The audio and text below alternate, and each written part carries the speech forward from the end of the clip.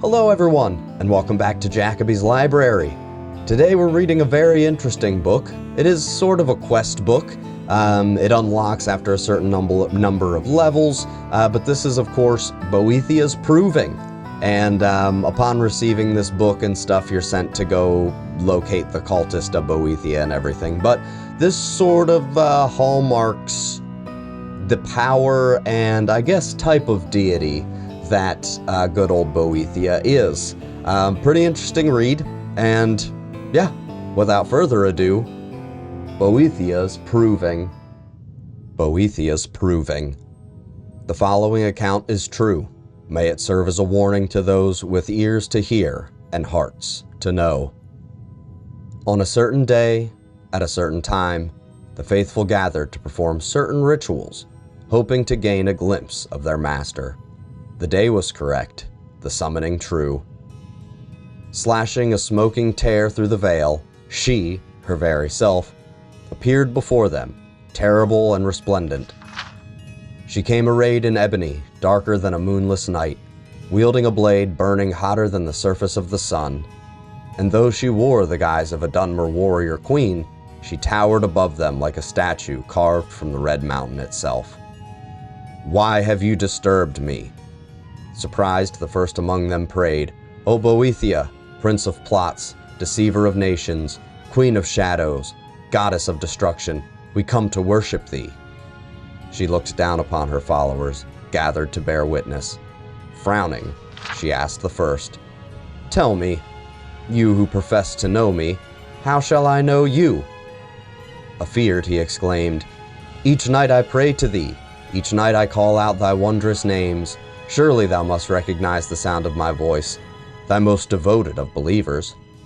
She frowned and let out a long sigh, and then all of a sudden, he was gone, the air from her lungs dispersing him. Turning to the second, she asked, "And you? How shall I measure the worth of your existence?" Stunned by the power of her voice, he bowed before her darkening visage. She clapped her hands, and he too was gone. To the third, "And you, tell me, how shall I know you apart from such as were they, of whom there is no trace?" Shaken and speechless from the nullification of his brethren, he whispered, "Have mercy upon us." She blinked twice. Once, he was in agony. Twice, he was destroyed. She cast a withering glance across the remaining and said, "I do not grant mercy." And so it was with the others, she putting them to proof, they offering none. Finally, she came to me, eyes aglow with anger, tongue wet with hate, and said, "Of all my believers, but two remain. Tell me, second to last, with what shall you prove your existence?" Without hesitation, I drew forth my blade and buried it into the chest of the other who stood beside me, and without fear replied, "Ask him whose blood now sprouts from the blade if I exist."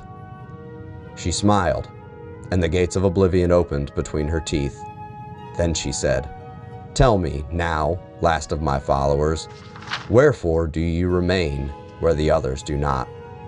I retrieved my blade and offered it up, saying, "I am alive because that one is dead.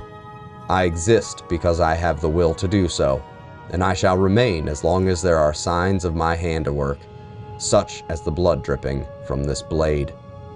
Accepting my gift, she nodded and said, "Indeed. If in the reading your blood boils in your veins and your mind blazons with fire, then Boethiah calls you. It is then most wise to heed her call. Find her on the mount which overlooks Windhelm. Meet us there, and be tested."